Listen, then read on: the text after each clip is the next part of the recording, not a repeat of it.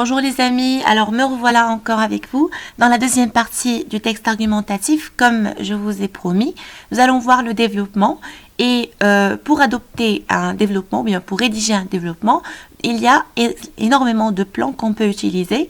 Je vais me contenter de vous parler de trois plans qu'on utilise généralement dans un texte où il y a une polémique. Alors, les trois plans, c'est le plan simple, le plan dialectique et le plan notamment concessif. Alors, je ne vais pas beaucoup m'attarder sur ces plans-là parce que j'ai déjà une vidéo sur ma chaîne qui explique en détail ces choses-là, que je vous mettrai d'ailleurs en barre d'infos. Donc, on va passer directement au développement et on va parler du plan simple, celui où on donne seulement notre point de vue personnel et qu'on défend par des arguments. Revenons au sujet que nous avons déjà vu la dernière fois. Alors, nous allons seulement continuer et parler du développement, comme j'ai déjà dit. Alors, nous allons parler de notre point de vue personnel. Voilà, personnellement, pour ce qui est du premier sujet, par exemple, je vais dire personnellement, je pense, il faut faire ceci, il faut faire cela. Pour le premier sujet, on a parlé du passé et du futur. Alors, dans le premier sujet, on peut dire deux points de vue, deux thèses.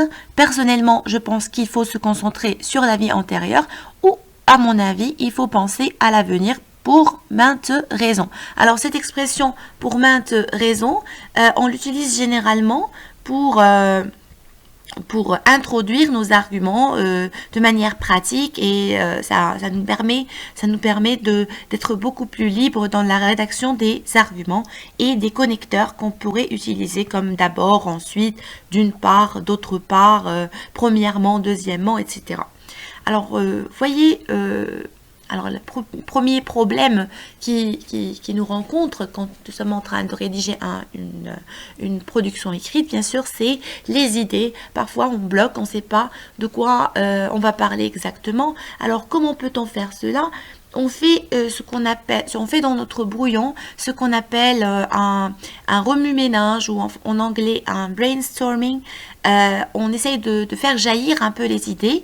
Et comment on fait jaillir les idées? En se posant, en revenant bien sûr aux mots-clés, en faisant en sorte que d'analyser ces mots-clés, de parler par exemple quand je dis passé, alors passé c'est quoi?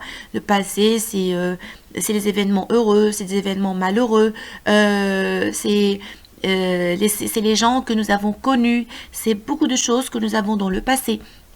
Le futur ou l'avenir, alors c'est quoi? C'est les résultats de nos actes, c'est les conséquences qui pourraient arriver à l'avenir. Voilà, donc je me pose des questions, j'écris ces mots-là dans mon brouillon, juste tout ce qui me tombe par la tête, je l'écris, comme ça j'aurai des idées et une idée on attire une autre.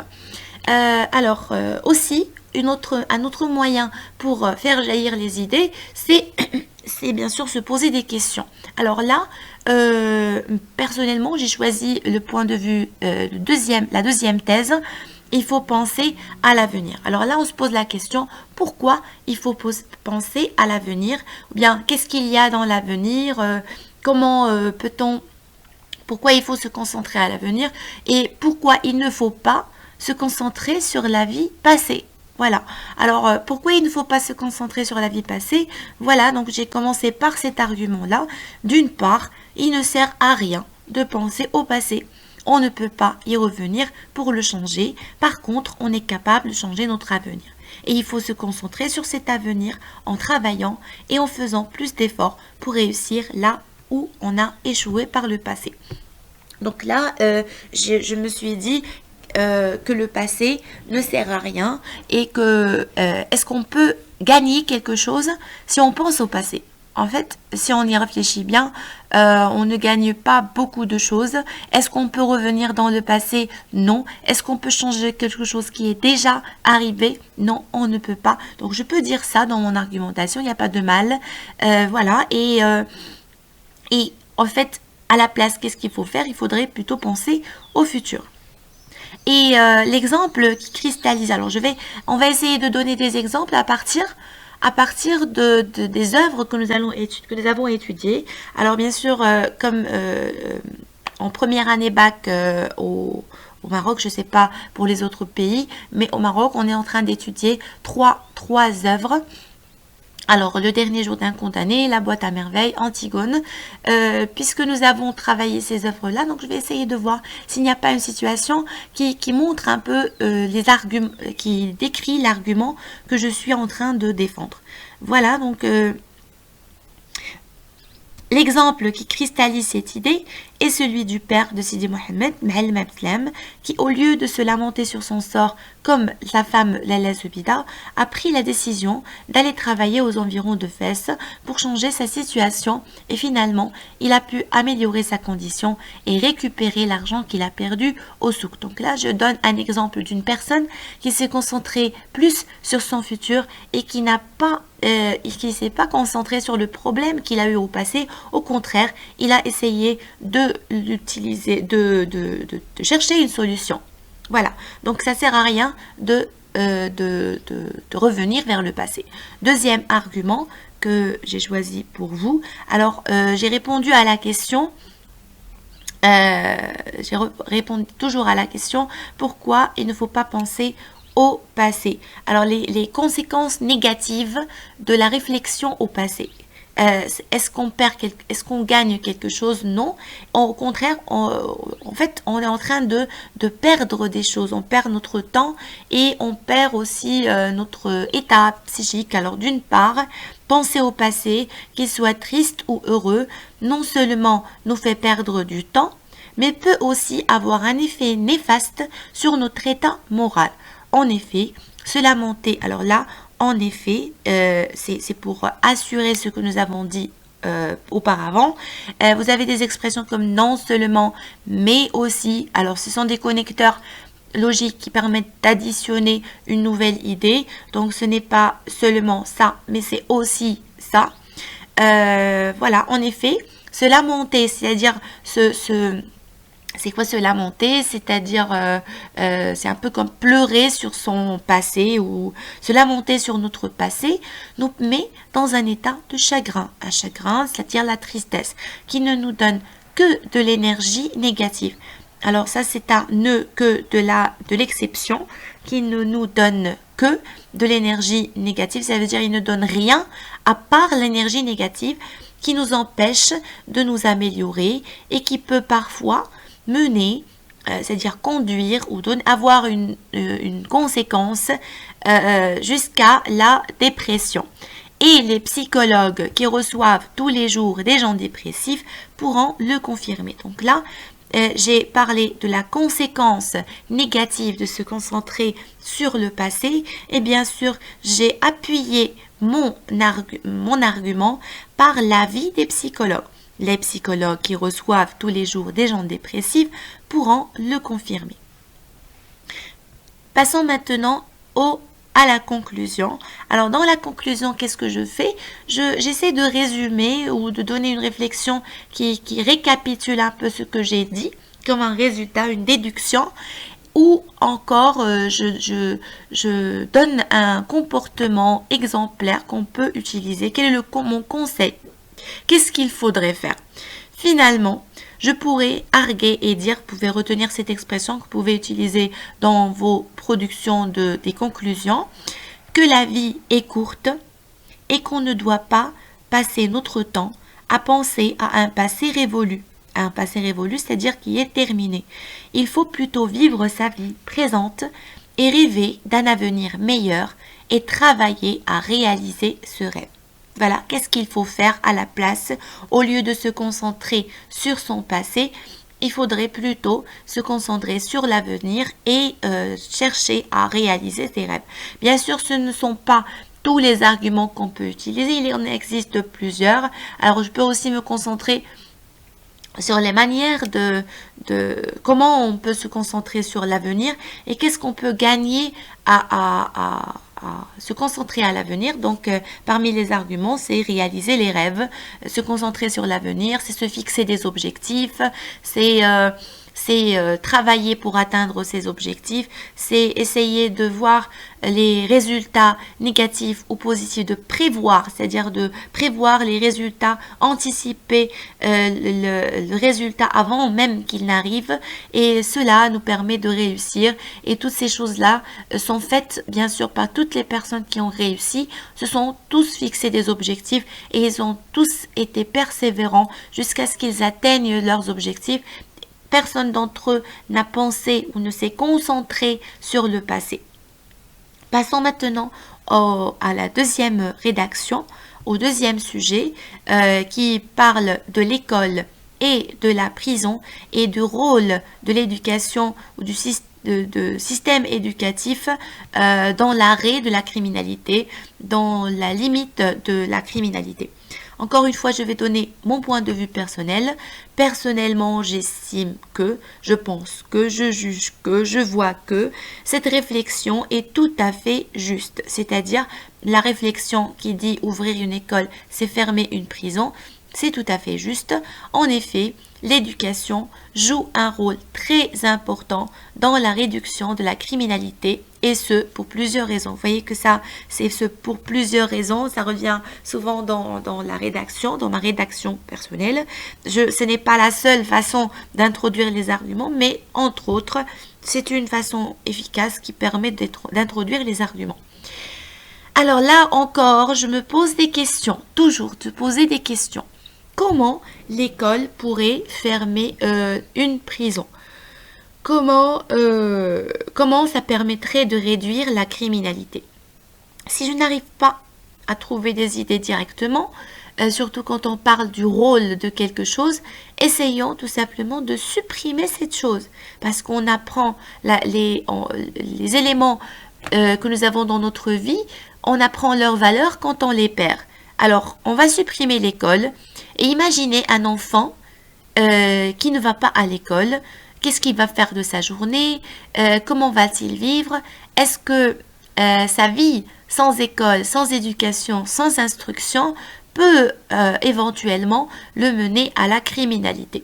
Donc voilà un exemple d'argument, de rédaction d'argument. Avant tout, imaginons une société sans école et sans éducation. Les enfants ne seront pas instruits. Alors, ils passeront leur temps dans la rue et apprendront de mauvaises habitudes qui mènent généralement à la délinquance, puis probablement à la criminalité. Et là, encore une fois, je vais m'appuyer sur un argument ou sur un exemple que j'ai vu dans ma lecture du dernier jour d'un condamné. L'exemple qui cristallise cet argument est celui du Frioche. Le Frioche, c'est un deuxième condamné qui n'a pas eu l'occasion d'aller à l'école, ce qui l'a amené à devenir un voleur, aller en prison et enfin devenir un dangereux criminel. Voilà, donc j'ai donné un argument, j'ai expliqué comment les enfants qui ne vont pas à l'école peuvent facilement tomber dans la délinquance puis dans la criminalité. Deuxième argument, je me suis posé un peu la question, qu'est-ce qu'on fait à l'école? Comment on peut comment on peut éliminer la criminalité grâce à l'école? Alors là, je me suis posé la question, qu'est-ce que le crime? Qu'est-ce que le crime? Pourquoi les gens font des crimes? Pourquoi les gens font des crimes? Pourquoi les criminels peuvent tuer des gens? Alors là, j'ai pensé à la haine, j'ai pensé aussi... J'ai pensé à la haine, j'ai pensé à la drogue, j'ai pensé à l'instabilité psychique, j'ai pensé au malheur. Ce sont des gens qui ne sont pas heureux dans leur vie, ce sont des gens qui haïssent la société, qui n'aiment pas l'État, qui n'aiment pas leur présent. Et c'est ce qui les pousse facilement à commettre des crimes. Là, donc là, je suis partie un peu de l'éducation et de son rôle dans la réalisation de cet ingrédient au bonheur. Alors, comment l'école nous permet de réaliser le bonheur? Comment l'école nous permet de réaliser la stabilité? Alors là, de plus, l'éducation nous permet de nous épanouir, c'est-à-dire de vivre heureux et d'assurer un bon avenir qui nous permet d'avoir une vie stable et par conséquent réaliser nos rêves et vivre heureux. Le crime domine surtout. Alors là, j'essaie de trouver un moyen de lier cela au crime. Le crime domine surtout dans les milieux défavorisés où les gens souffrent de pauvreté et où la haine et la frustration font partie du quotidien. Ces derniers sont les principaux sentiments qui motivent tous les criminels. Voilà, alors je vais me contenter de 2 bons arguments bien expliqués, c'est amplement suffisant. Surtout quand on n'en a pas assez de temps. Bien sûr, alors là, je suis en train de parler aux personnes qui trouvent des difficultés dans la rédaction. Bien sûr, vous avez amplement le choix d'utiliser plusieurs arguments, d'utiliser d'autres plans quand vous avez beaucoup de bagages langagiers, quand vous êtes assez, on va dire, calé dans la production écrite. Vous pouvez bien sûr donner ou produire mieux que cela.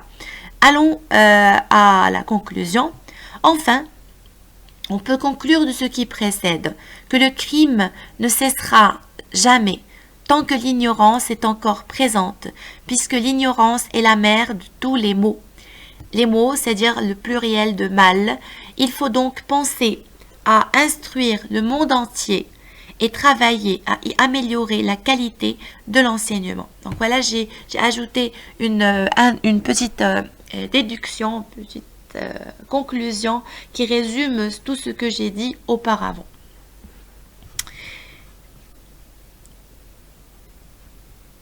Voilà, donc on va passer au 3e sujet.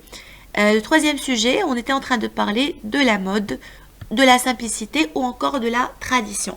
Alors, personnellement, j'ai choisi la simplicité. Alors là, c'est pour ça que j'ai dit, personnellement, je préfère la simplicité. Alors, d'autres diront, personnellement, je préfère la mode pour maintes raisons. Donc, parce que, pourquoi j'ai dit, pourquoi j'ai utilisé cette façon-là? Parce que tout simplement, dans le sujet, on m'a dit, qu'est-ce que vous préférez? D'accord? Que préférez-vous? Le sujet, voilà, on va revenir au sujet. On m'a dit, que préférez-vous? Vous habiller à la mode ou porter des habits traditionnels? Alors, j'ai dit, personnellement, je préfère la simplicité. Alors, là, je vais parler de, si je ne trouve pas d'argument, je vais essayer d'attaquer. Ou bien on défend notre point de vue, ou bien on attaque le point de vue contraire, ou on attaque l'idée avec laquelle on n'est pas d'accord. Alors, si je n'aime pas la mode, je vais dire pourquoi je n'aime pas la mode. Pourquoi je préfère la simplicité. Quel est le problème de la mode? Le principal problème de la mode, c'est quoi? Alors, premièrement, la mode ne cesse de changer. Et ce qui est à la mode aujourd'hui ne le sera pas demain. Par contre, les vêtements simples sont toujours d'actualité. Deuxièmement, donc voilà, j'ai terminé avec le premier argument. Deuxièmement, les habits simples donnent une apparence soignée. C'est-à-dire qu'on paraît correct quand on met des habits qui sont simples. Remarquant, et là je vais m'appuyer sur les personnes distinguées, sur les personnes qui ont de la valeur dans la société. Remarquons que les personnes distinguées, les princes, les princesses, les personnes nobles de haute classe sociale portent souvent des vêtements simples, mais de haute qualité. Ils donnent de l'importance à la qualité des vêtements et non à la tendance. J'aime aussi, alors voilà, donc j'ai terminé avec mon deuxième argument et je l'ai appuyé par un exemple concret. Maintenant, je vais passer au troisième argument. Et là, il n'y a pas de mal à ajouter je préfère, j'aime, je pense. J'aime aussi m'habiller selon la tradition, puisque les habits traditionnels représentent ma culture et ma fierté de mon pays et de ses traditions. Alors, à la fin, je peux dire que s'habiller à la mode ou à la tradition reste une question de choix personnel et que les goûts et les couleurs ne peuvent être discutés. Voilà, donc, puisque là, je ne peux pas conseiller à une personne de s'habiller à la mode ou de suivre mon style de vie. Dans ce genre de sujet, on ne peut pas trancher complètement et on va dire que on a le choix, on est libre de choisir ce qu'on veut. Et moi, voilà ce que j'ai choisi. On va aller au dernier sujet, celui du choix ou bien de l'intervention des parents dans le choix des enfants. Alors, et là, on vous a demandé de dire qu'est-ce que vous pensez de ce comportement. Alors là, qu'est-ce qu'on peut dire? Rappelons un peu l'introduction. Il est évident que les parents doivent aider leurs enfants. Certains vont même jusqu'à obliger leurs enfants à choisir une branche, une filière ou une option qui ne convient pas à leur goût. Qu'est-ce qu'on peut dire sur ce comportement? Alors, personnellement, je ne suis pas... Alors là, je vais parler de ce comportement. Qu'est-ce que je pense de ce comportement? Je ne suis pas tout à fait d'accord. Pardon? Je ne suis pas tout à fait d'accord avec ce comportement des parents, et ce pour multiples raisons. D'abord, je pense que les parents devraient laisser leurs enfants faire leur propre choix, puisqu'il s'agit de la vie de leurs enfants et de leur propre avenir, et non celui de leurs parents. Alors, pourquoi ils ne devraient pas intervenir? Parce que tout simplement, dans un sens familier, on va dire, ce n'est pas leur oignon. C'est notre vie, c'est pas leur vie, mais on va le dire de manière plus polie. Je pense que les parents devraient laisser leurs enfants faire leur propre choix, puisqu'il s'agit de la vie de leurs enfants et de leur propre avenir, et non celui de leurs parents. Ils doivent choisir. Pourquoi ils doivent choisir par eux-mêmes? Ils doivent choisir par eux-mêmes et assumer ainsi les conséquences de leur choix afin d'évoluer grâce à l'expérience. Donc voilà mon argument. Pourquoi il faut laisser aux enfants le choix de leurs études? C'est ainsi qu'ils peuvent assumer la responsabilité, et la responsabilité nous donne de l'expérience, et grâce à l'expérience, on peut évoluer. D'ailleurs, quand on impose aux enfants des choix qui ne sont pas les leurs, c'est-à-dire qui ne sont pas leurs choix, c'est un pronom qui remplace leur choix, ils risquent d'abandonner leurs études dès qu'ils en auront l'occasion et rater ainsi la possibilité de suivre le chemin de leurs rêves. Voilà, je vais me contenter de 2 bons arguments et je passe à la conclusion. Enfin, je crois que les parents devraient croire dans les capacités de leurs propres enfants et leur permettre de voler de leurs propres ailes. Ils risquent dans le cas contraire de leur rester toujours dépendants. Et ça, les parents n'aiment pas beaucoup que leurs enfants leur soient tout le temps dépendants. Donc, ça leur permet ça permet aux enfants d'être libres et d'être autonomes dans leur vie. Voilà, alors j'espère que c'était bénéfique pour vous.